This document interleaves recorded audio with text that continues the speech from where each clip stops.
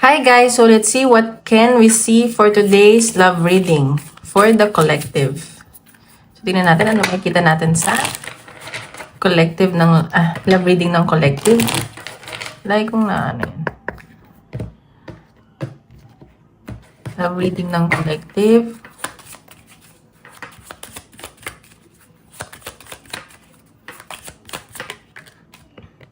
Okay, mantra. Sa nakikita ko dito, mas focus kayo sa pagdadasal. I mean, like, nagmamanifest kayo, minamanifest nyo siguro yung love life nyo, o yung singlehood nyo, or kung may connection kayo, mas pinagdadasal nyo yun. And sa nakikita ko, may pag-travel ako nakikita, and may gagawin ka ditong action, and baka may yung person mo reregaluhan ka, baka may mag-birthday dito or may celebration, ayan. So, tinitreasure mo tong connection nyo ng person mo. And sa nakikita ko, gagawa to talaga to ng way para mapasaya ka. And thankful to na nakilala ka niya at ikaw din ganun. I-reverse nyo na lang yung energy. Ayan. Or yung iba dito may natanggap na regalo and very thankful ka sa taong to. And you are blessed to meet this person. Ayan. So, ano ka lang, yung energy mo is, you're grateful sa lahat ng bagay. Baka may bagong tao na dumarating sa buhay mo, nakatanggap ka ng something. Ayan. Guys, paalala lang po ha, hindi lahat ay makaka-resonate. So, take what resonate and leave what doesn't. And don't forget to hit like and subscribe para updated kayo sa videos na i-upload ko. And sa mga gusto magpa-private reading, message na lang ako sa Facebook or sa Instagram na sa description box below. Okay. Love reading ng collective.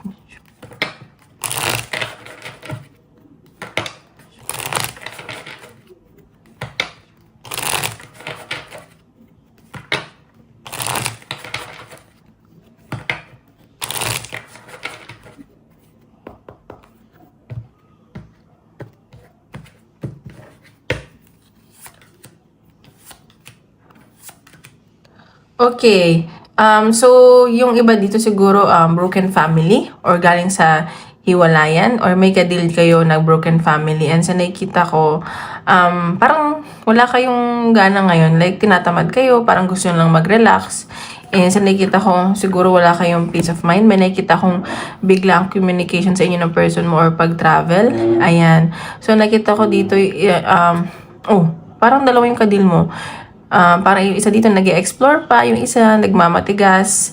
And sa nakikita ko na dalawang tao yung nagkakagusto sa'yo. Dalawang tao yung parang nako-connect sa'yo. Yung isa tahimik lang, yung isa ma-pride, ganun. Parang hindi niya dinadown yung wall niya, ganun. Nababaitan sa'yo tong dalawang to. Ayan. Parang yung isa nag-aalangan kasi. Natatakot siya. Ayan. Kasi ang alam niya may kadil ka ng iba, ganun. Yung iba naman, single father, ganyan, or single parent. So, tingnan pa natin. Napapakita sa love reading ng collective. Connection niyo ng person mo. Ito sa connection niyo ng person mo.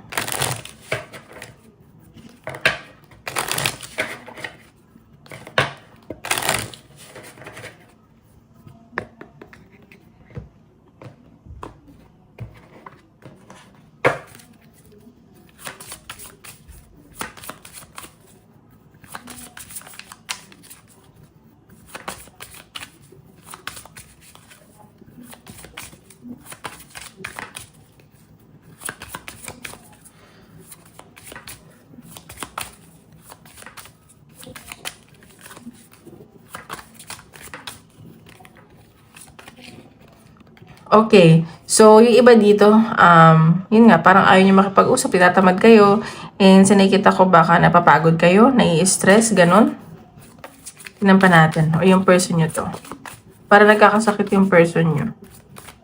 Sa pagod sa trabaho siguro to. Kaya siguro tinatamad siya makipag-usap. Tingnan pa natin. Love reading ng collective. Ayan. So, yun nga. Baka may matanggap, may ano ka parang may matatanggap ka regalo o nakatanggap ka ng regalo. And sa nakita ko, ikakasaya mo to. Baka regaluhan ka ng person mo at sobrang matutuwa ka, ganun. Or parang na-overwhelm ka, ganyan. Pero masaya ka naman, ganun. Parang naka-flattered ka, ganyan. And sa nakita ko, nag-overthink ka din. Ayan. Baka may regalo ka matatanggap. Ayan, oh. Regalo na naman. Ayan natin. Love reading ng collective. Oops. Ayan. So, sa nakikita ko dito, may mga natatakot na machismis, ganyan. And sa nakikita ko yung person mo baka nachichismis siya or ayaw niya machismis. And sa nakikita ko, parang ina-anxiety din tong person mo. Ganon. Pero na-excited siya sa connection nyo. Ayan, no? And sa nakikita ko, fulfilled tong taong to sa'yo. Like, full wish fulfillment ka sa taong to. Parang feeling niya destiny yung mga nangyayari, ganyan. Baka ka-work mo to. Ayan. Ayan, parang nagiging, tinutulungan mo siya maging open, mag-heal, ganun. Parang nasagot na yung mga katanungan niya sa buhay niya, sa mga, yung mga kine-question niya, ganun. So, tinampan natin. Ayusin lang natin. Okay, tinampan natin. Papakita sa connection niya ng person mo.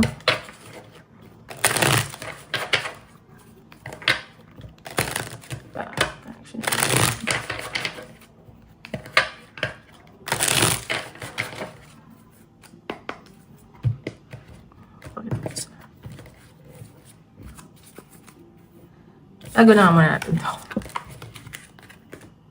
Ayan. Pakita ko sa kanila ng person. Ayan. So, meron dito kasi mataas na yung wall eh. May nagmamatigas, ganun. Ayan. Person na nakikita ko, parang may success ako nakikita. May pag-travel din, ganun. Tignan pa natin. Okay, lumabas yan. Ayun, no? May pag-travel talaga, may relocation. Baka ano kayo dito ng person mo, LDR. Sa nakikita ko, gusto niya na magkita kayo. And siguro pupuntahan ka niya. Or ikaw. Parang gusto niya kasi mag-travel eh. Pero hindi niya alam kung paano. And sa nakikita ko, sobrang na-attract sa'yo. May communication na yung nakikita. May pag-uusap. Ayan. And sa nakikita ko, ikaw yung nag-heal sa kanya. Nahihil mo tong taong to. Ayan. So, naiisip niya pang long-term commitment ka. And focus din siya sa kaperahan niya as well. Basta natutuwa siya sa'yo. And sa nakikita ko kasi medyo problemado to sa pera. So, medyo blinded siya ngayon. Parang lutang. So, gusto niya na maging maayos din yung finances niya. Ayan o, 2 of Wands. Nag-iintay tong taong to, girl. Or boy, kung sino man nanonood. Nag-aantay yan. Magkalayo ba kayo? Tinampan natin. Papakita sa connection niya ng person mo.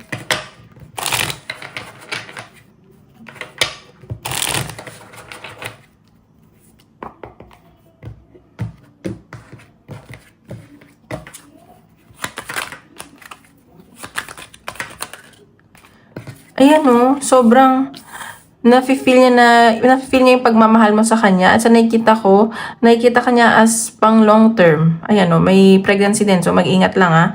Sa nakikita niya na pure yung intention mo. At siya rin, pure din naman yung intention niya sa'yo. Ganyan. So, ayan. Love ka nito. Ayan. So, sa nakikita ko, mahihain lang to. Naihiya lang siya. And sa nakikita ko kasi, yun nga, LDR kayo or nag-iisipan kayo ngayon, nag-i-stalkan kayo, ini-stalk nyo yung isa't isa sa social media, parang hindi kayo makatulog, kakaisip sa isa't isa. Ayan. So, medyo lutang. Ayan, lutang. Parang, feeling niya na nagayuman mo siya. Yung iba na hindi naman na niniwala sa gayuma is parang nakuha mo yung loob niya, ganun. So, ayan, na lang siya kasi parang nag-heal pa siya, pero hinihil mo siya. And sa nakikita ko, parang stagnant yung connection nyo. Pero sa ngayon, magbabago yung isip nito. Like, parang pine-prepare niya lang din yung sarili niya. Ganon. Ayan. Tinampan natin. Tingnan natin, anong nafe-feel sa'yo ng taong to? Anong nafe-feel sa'yo ng person mo? Anong nafe-feel ng person mo? Collective.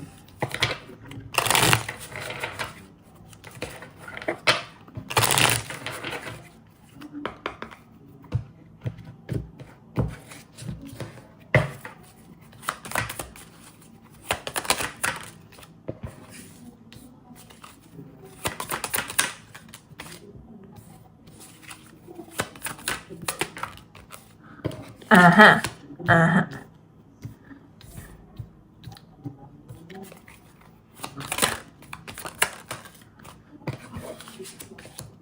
Okay, yung nafe-feel niya sa'yo, sa nakikita ko, ayaw niya na maging cold eh. Kasi siguro dumating sa point na naging cold siya sa'yo. So, ngayon, parang inaayos niya yun. May pagsisisi kasi siyang nangyari dito eh. Sa nakikita ko, mahal ka talaga nitong taong to. Nakikita ka niya as pang matagalan. Hindi basta-basta, ganun. And may nakikita akong baka may gawin tong move. And, ayun, siguro nga, long distance. Eh, sa nakita ko pinag-aaralan niya to, nag-focus lang kasi siya sa work ngayon eh. Mabagal lang yung, yung pag-move forward niya sa'yo kasi pinag-aaralan niya talaga. And ayaw niya kasi yung basta-basta gagawa ng move. Ayaw niya magpadala sa bugso ng damdamin. And sa nakita ko kasi busy to sa trabaho. Ayan. Or nag-focus siya sa finances niya. Ayun. Pero nagsisisi to na siguro may nangyari sa inyo from the past na tinreat ka niya na hindi maganda. And sa nakita ko, na-realize niya na mahal ka pala niya at may gusto siya sa'yo. Ayan. So, mabagal lang tong taong to. Ayan, no. Gusto na kasi niyang peace of mind. Wala siyang peace of mind. And sa nakita ko, sobra tong nag-iisip. And minamanifest ka nitong taong to. Ayan, no. May partnership. Oh my gosh. May, parang gusto niya kasi ng stability din sa connection niyo. Ayan. So, tingnan pa natin. Anong nafe-feel sa'yo ng person mo?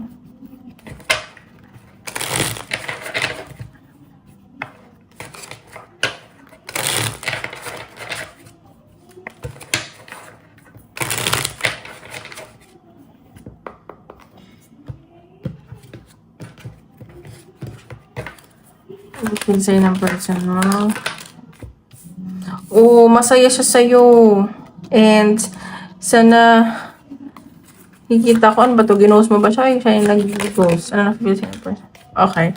So, sa nakikita ko, yung na-feel na sa'yo, masaya siya sa'yo. And nagsisisi to na ginost ka niya.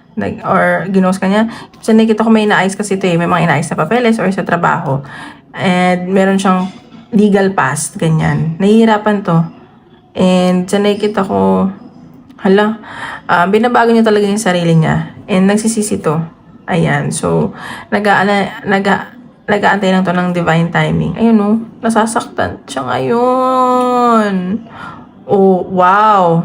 So, baka iba dito magba-birthday. Magta-30 na ba kayo? Ayan, no? Inisto ka nitong taong to. Masaya siya sa feeling mo. Napapasaya mo siya.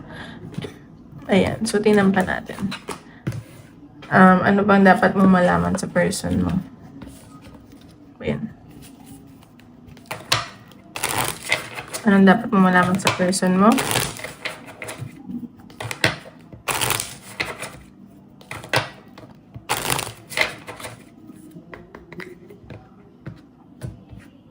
Anong dapat mo malaman sa person mo?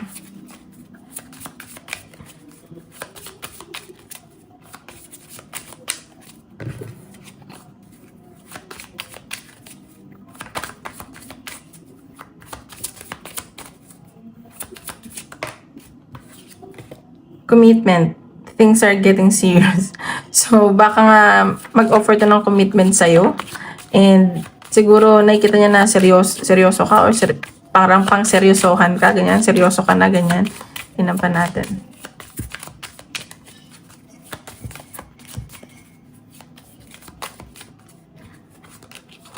O yan. Baka ka-deal mo is Gemini, Libra, Aquarius or meron silang air sign sa chart nila. Or nag-a-act sila na parang mga air sign. Cold, detached. Spy. Ayan, someone's got their eye on you. You are doing your research. So, ayan, inisto ka nitong taong to. At gusto na ng commitment sa'yo. So, ayan, mag-antay ka lang. Kasi, alam mo yan, ina-enjoy niya lang siguro yung stage na ganito. Like, ano lang kayo. And, siguro, nagkakasakit nga to. Ayan. So, ayun. Tingnan natin kung ano yung gusto niya sabihin sa'yo. Oops, may hulog. Anong gusto sabihin sa'yo ng person mo?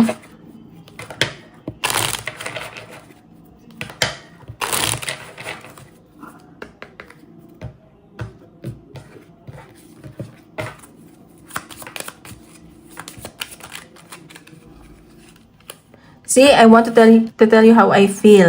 I know that I crossed the line with you. Ayan. So, gusto niya sabihin ko nararamdaman niya sa'yo. And sa sense ko dito, parang sinaktan ka talaga niya. Tingnan natin. Ano message sa'yo ng person mo? I am not available. So, ayan. So, hindi daw siya available sa ngayon. Ayan, I know I was a distraction from your pain. Siguro, feeling niya na rebound lang siya.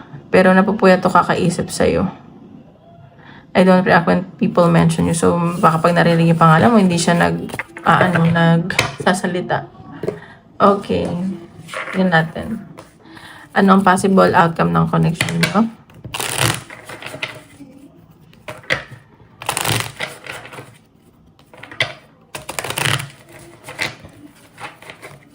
Possible outcome ng connection nyo. Siguro yung person mo may commitment issues. Kaya siguro naguguluhan ka. Anong possible outcome?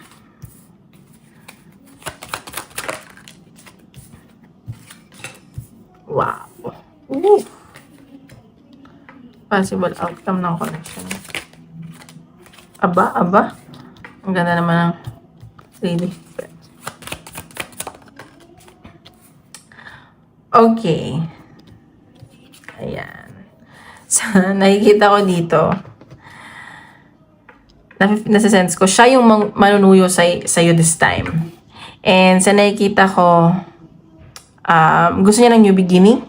Very passionate itong taong to. May nakikita akong communication nga. Mag-message siya sa'yo, mag-o-offer. Sa nakikita ko, gusto kasi niya ng stability sa connection yung dalawa. And minamanifest ka nitong taong to, pinagdadasal ka. And sa nakikita ko, kahit hindi niya priority ngayon, yung siguro to be in a relationship, gusto niya to get to know you. May i-offer siya sa'yo na pag-iisipan mo. Like, hindi mo din basta-basta. Alam mo yun, you guys will take it slow for now. And sa nakikita ko, ayaw nitong pabigla-bigla. Pero nakikita ko may i-offer siya sa'yo. Parang may pag-uusapan kayo na ito lang yung maibibigay ko sa ngayon. Ganyan. Parang ganun. Or kung ano man yan. Ayan. Pero sa nakikita ko, gusto ka talaga nito. Very passionate ito sa'yo. Like, napapasaya mo siya. Ganun. Natutuwa siya sa'yo. Ganyan. Basta iba yung saya na nafe-feel ko na sa'yo. Na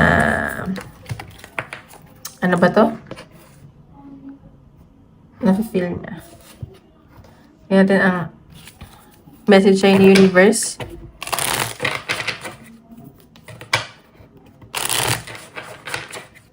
Message sa ni universe.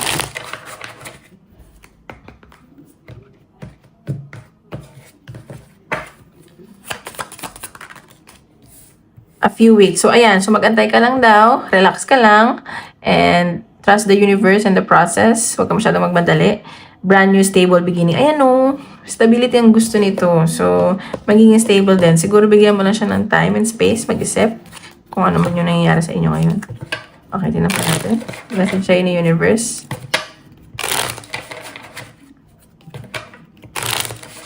At baka magkikita kayo in a few weeks.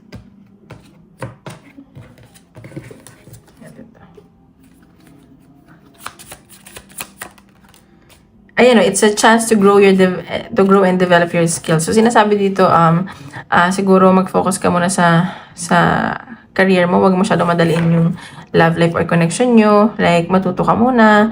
Ganon. Like, i-enhance mo yung sarili mo. Ayan, it is coming. Be patient. So, ayan. Maging patient ka lang daw. Ganon naman sa buhay eh. Trust the process. Kung para sa'yo, para sa'yo. Kung hindi, hindi. Ipagkakaloob sa'yo yan kung para sa'yo. You guys should learn how to love life. Alam mo yun? Enjoy life and love. Ganon.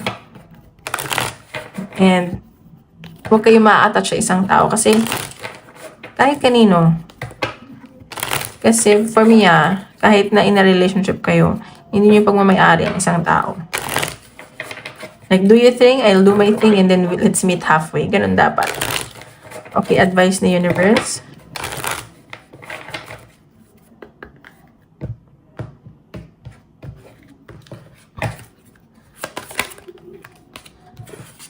Remember to practice self-love. Ayan o.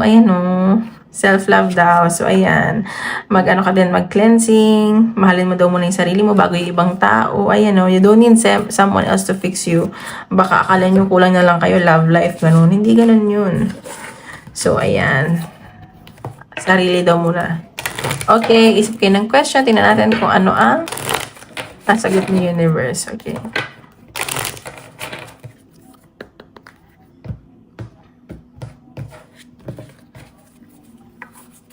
Natin sasagot.